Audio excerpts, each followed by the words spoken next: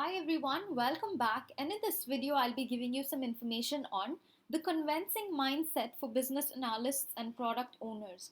So, in the video that I took last, I had spoken about the prioritization mindset for business analysts and product owners, and that's all about how do you what's the mindset that you're supposed to have when you prioritize features.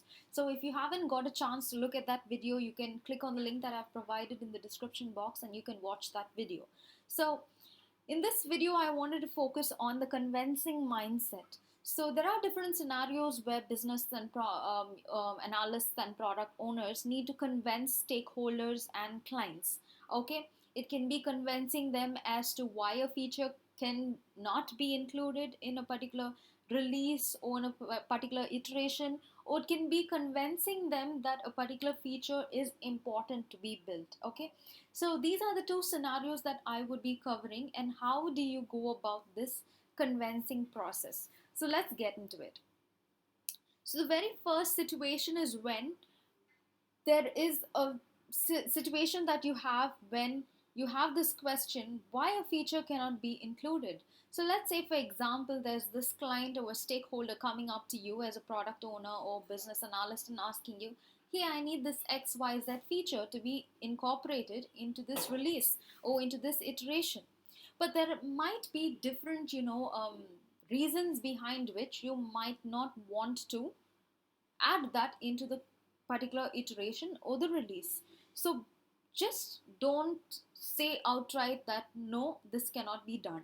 So, how do you get about convincing them? So, the first one is don't always say no initially, okay? Empathize with the customer or the stakeholder, because you need to empathize with them, understand what's the problem that they are facing, and later on let them have that feeling that yes, you as a product owner, you understand their pain points and feelings. Okay, never let them feel that you are not approachable.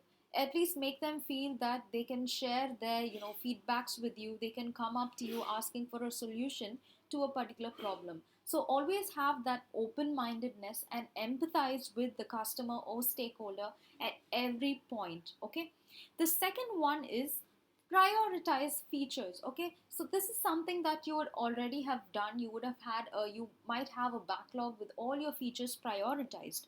So once you have that, when this new feature comes into the situation where they come and tell you, I need this XYZ feature, take a look at that feature, do some analysis, and then you can give a rough prioritization in your backlog. And then what you can do is, one, you can just show them your backlog and tell them, hey, this feature has a priority in the backlog which is of a quite lower priority, and there are some other high prioritized items that really need to be taken up first.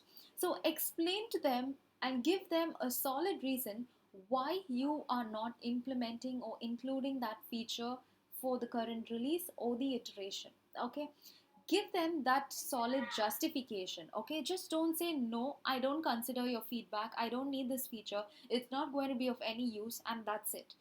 Show them this, and then they would have an idea of, oh yeah, these are all the different priorities that we have, then it makes sense, yes, we can keep this in the parking lot. Similarly, if someone comes up to you and says, I need this for the given iteration, it's always best to first, when you start your iteration, to let the clients and stakeholders know what is your iteration velocity, your team's velocity, and commit to them saying that in this iteration we are going to take up 12 story points.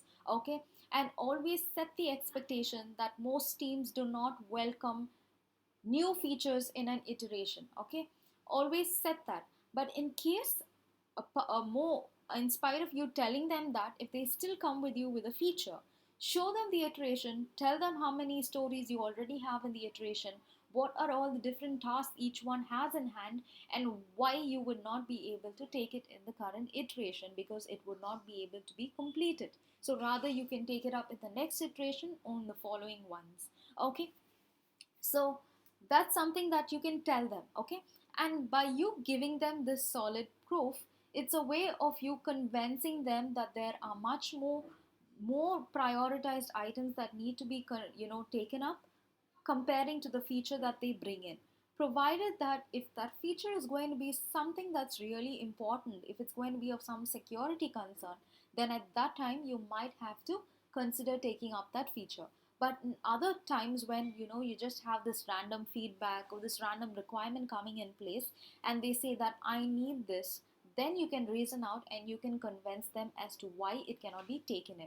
And always make sure to keep in mind this particular rule: it's totally okay to say no politely. Okay, so given that iteration you're not able to take in that feature, it's okay to say no. Okay, and make sure that you say that politely. Okay, so most of us, we feel obliged that when someone gives us a requirement, that has to be done immediately and it has to be incorporated in the product.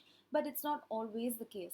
Sometimes some features and requirements that come in might be totally out of your product's scope. So it's okay at sometimes to say no to a feature or no to a feature being added at a given point of time. Okay, so that's about why a feature cannot be included and how do you convince stakeholders and clients. The second scenario is why a feature must be considered for implementation.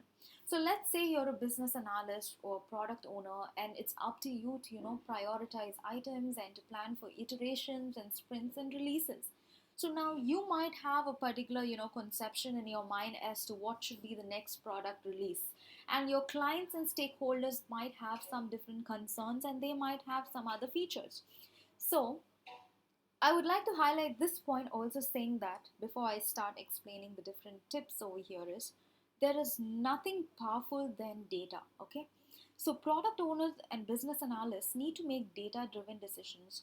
We are living in a world of surplus data, about data that's almost like flowing in every day into your business.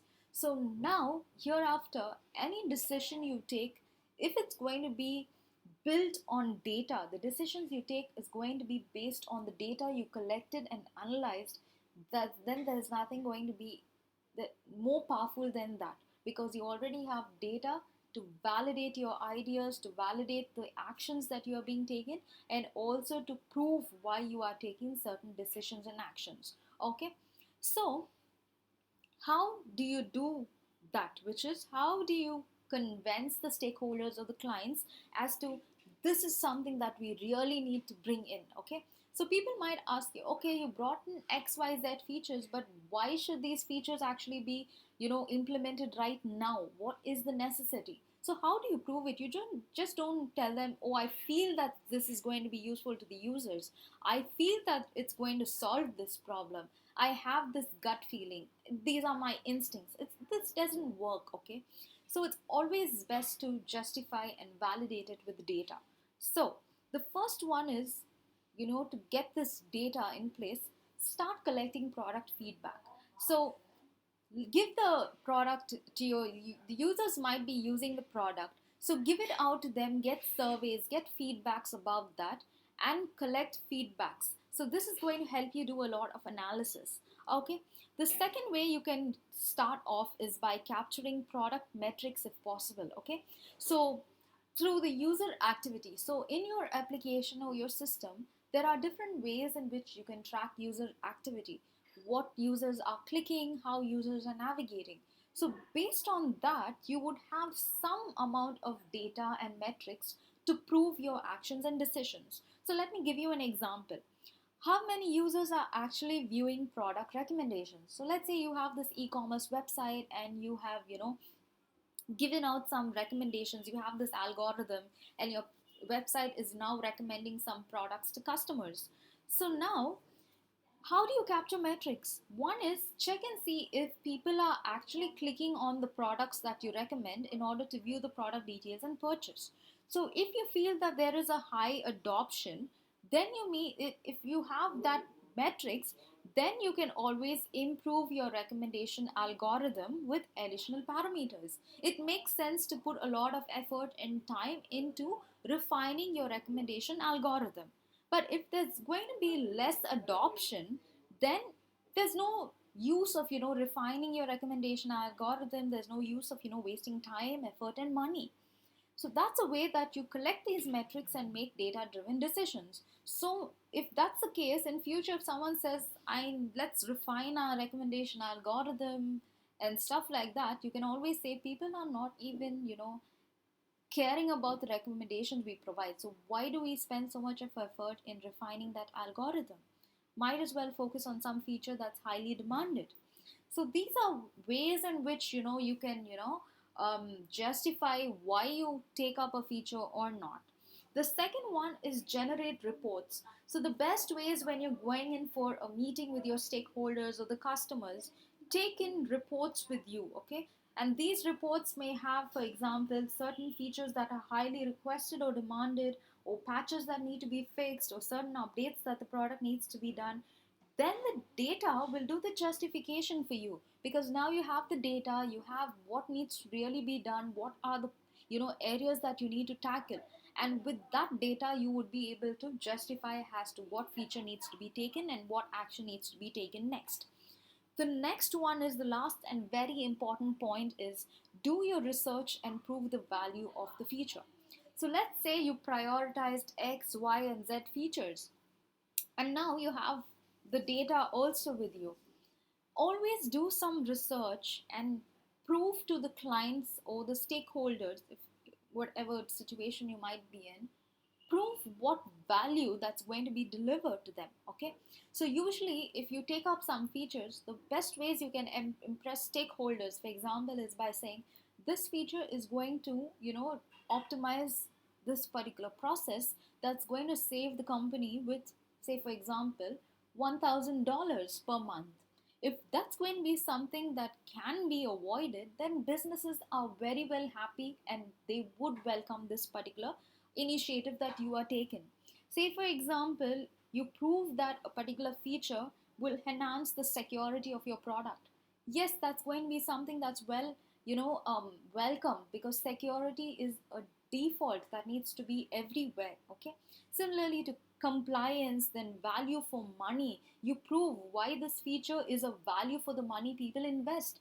So when you provide value, the exact value, people get very convinced that really this feature needs to be out in the market, or this feature really needs to be solved. Okay, so with all this in place, it really gives you a upper hand in which you'll be able to justify why you need to include something into the next iteration or the release. So I hope that this information was useful to you. If you liked this video, please do give this a thumbs up. If you haven't subscribed, please do subscribe to this channel, and also do share your feedbacks. Thank you.